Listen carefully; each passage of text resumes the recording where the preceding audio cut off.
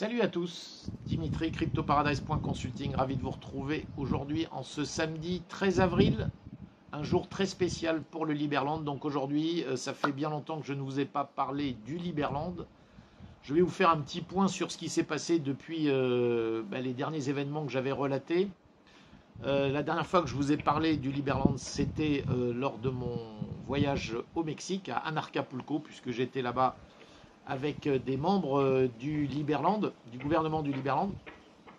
Aujourd'hui, je vais je vais vous dresser le tableau un petit peu de tout ce qui s'est passé et puis de ce à quoi on peut espérer pour le futur du Liberland. En tout cas, aujourd'hui, c'est une journée spéciale car nous sommes le jour anniversaire du Liberland, le 9e anniversaire du Liberland.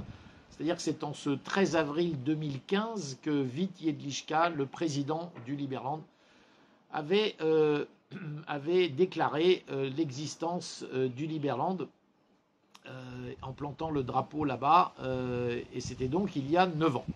Voilà, alors avant de démarrer la vidéo, comme d'habitude, je vous rappelle que vous allez retrouver sous cette vidéo tout ce qu'il vous faut, d'abord pour vous abonner évidemment à la chaîne, me retrouver sur Twitter et mon site internet cryptoparadise.consulting. Vous pouvez sur le site directement prendre rendez-vous avec moi si vous le souhaitez, pour notamment parler de problématiques d'expatriation, mais pas que. On peut parler évidemment sécurisation des bitcoins, je propose des formations là-dessus, et puis n'importe quel autre sujet qui peut vous intéresser. Voilà, alors en ce qui concerne le Liberland, vous savez, depuis maintenant un an, il y a eu ces événements l'année dernière qui ont été terribles, hein, les événements du 21 septembre 2023 où nous avions vu la police qui a détruit le campement qui était vraiment en cours. Je vous avais fait des images là-dessus, je vous conseille d'aller regarder si vous ne les avez pas vues.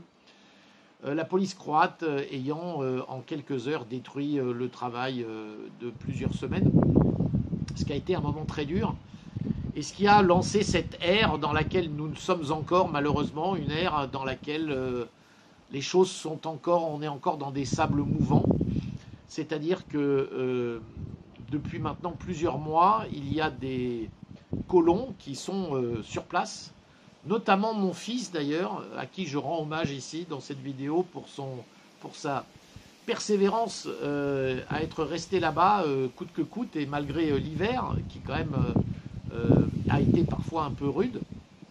En tout cas, une poignée de colons ont décidé becs et ongles de rester là-bas malgré donc toutes les problématiques rencontrées au fil de cette année, notamment toujours et encore avec la police croate qui tous les jours d'abord viennent vérifier tous les papiers, donc ce qui est quand même un petit peu, enfin parfois plusieurs fois par jour, ce qui est toujours un petit peu on va dire lassant et pas forcément très agréable. Mais en plus, dès que quelque chose se construit, vous avez soit la police, enfin c'est surtout Soumet, qui est donc l'autorité qui gère les forêts de la Croatie, hein, l'Office national des forêts croates, qui s'est octroyé le droit de venir gérer les forêts dans cette partie du monde qui est donc le Liberland et qui est un endroit, je vous le rappelle, qui n'est pas sur la Croatie, qui n'appartient ni à la Croatie ni à la Serbie, et sur toutes les cartes officielles croates, vous le voyez bien que le Liberland n'est pas partie de leur territoire. Néanmoins, Soumet, donc cet Office national des forêts croates, se permet de venir, et donc avec la police croate en appui qui les encadre pour qu'ils puissent détruire tout ce qu'ils considèrent comme des constructions illégales dans cette forêt, donc dans cette partie qu'aujourd'hui est évidemment pour nous le Liberland. Alors évidemment tout ça c'est pas forcément ce à quoi on pouvait espérer, mais il y a des notes, il y a aussi beaucoup de notes d'espoir. En parallèle, ce qui s'est passé, c'est que vous savez, il y a du côté serbe un endroit qui s'appelle Ark Village, qui lui est toujours là. C'est en fait un des villages dans lesquels le Liberland a investi. Aujourd'hui, on peut y aller, il y a des événements qui ont lieu. Et d'ailleurs, c'est là aujourd'hui où le 13 avril, il va y avoir des festivités. Et puis, depuis donc quelques mois, c'est ouvert du côté croate.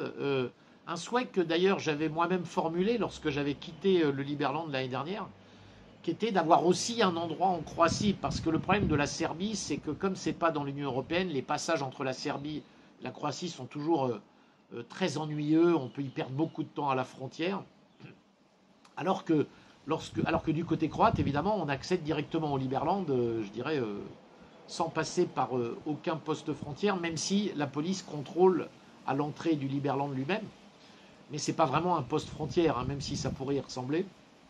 Et c'est construit en Croatie sur l'impulsion d'ailleurs d'un couple, hein, Mirek et Veronika, que je salue ici aussi d'ailleurs, et qui font un travail formidable. Alors je vous mets des images que je vais trouver ici et là, et qui vont ponctuer cette vidéo. Mais Mirek et Veronika ont été les précurseurs et surtout les constructeurs d'un... Ils ont pris en charge un nouveau lieu qui est du côté donc croate, à côté du Liberland, dans un village qui s'appelle Zmajevac, et dans lequel ils ont maintenant un bâtiment qu'ils essayent de rénover avec beaucoup d'aide, en tout cas en manageant tout ça de façon extrêmement efficace.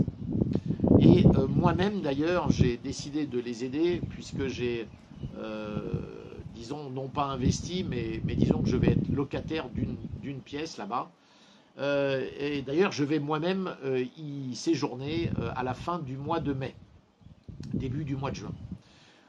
Donc, cet endroit s'appelle Liberbase, et c'est donc un deuxième endroit qui encadre le Liberland et dans lequel on peut se rendre, qui permet évidemment d'y séjourner de façon beaucoup plus agréable hein, que sur le Liberland lui-même, puisqu'au Liberland, vous l'avez compris, il n'y a pas de bâtiment en tant que tel, même les tentes sont officiellement interdites, même si, bon, on peut y planter sa tente, mais il faut vite l'enlever dès le matin, avant l'arrivée de la police et des contrôles.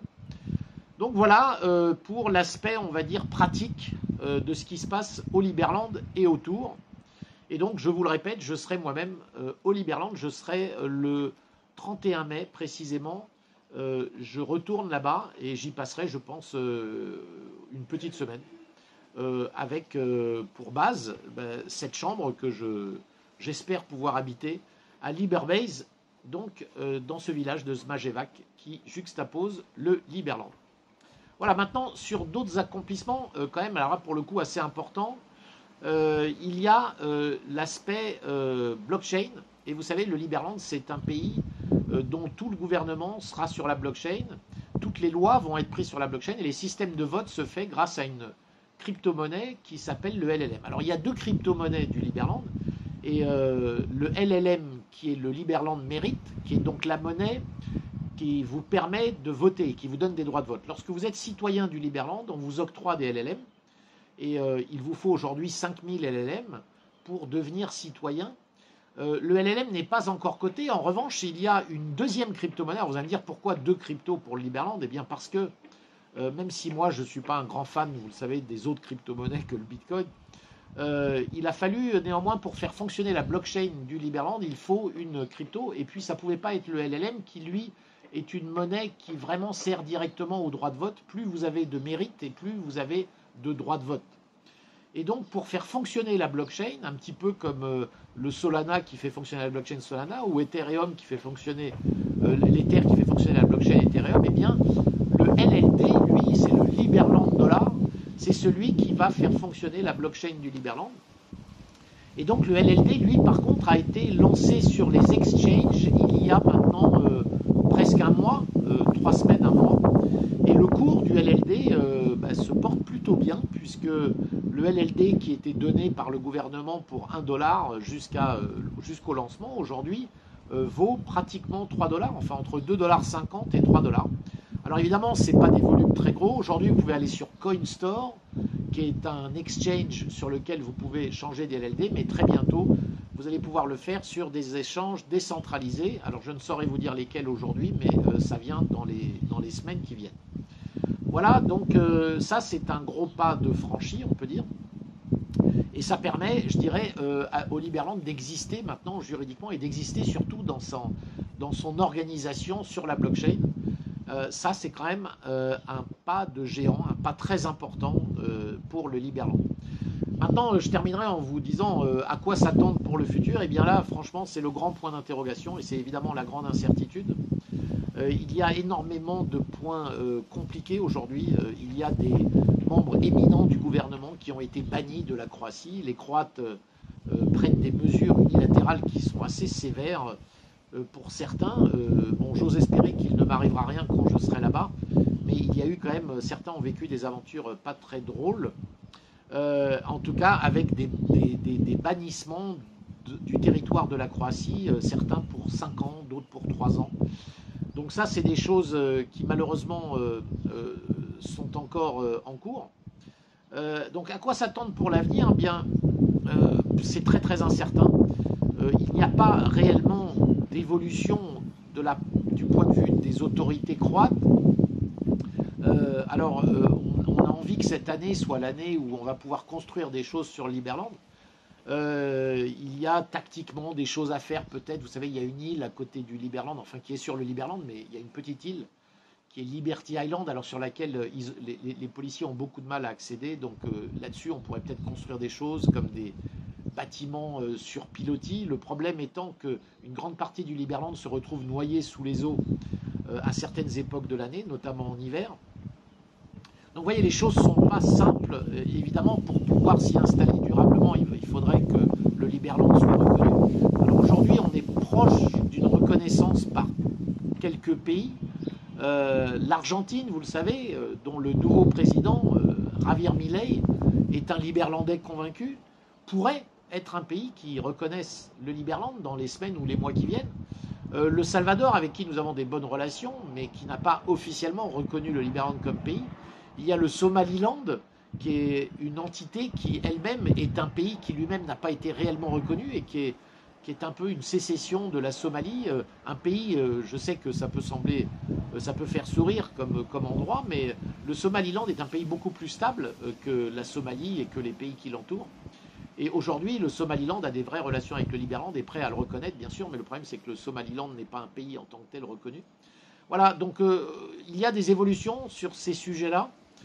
Évidemment, le Liberland, s'il était reconnu par un pays majeur, ça aurait des conséquences pour probablement d'autres pays, notamment les voisins, et la Croatie, en tout état de cause. Mais bon, aujourd'hui, on n'y est pas, soyons clairs.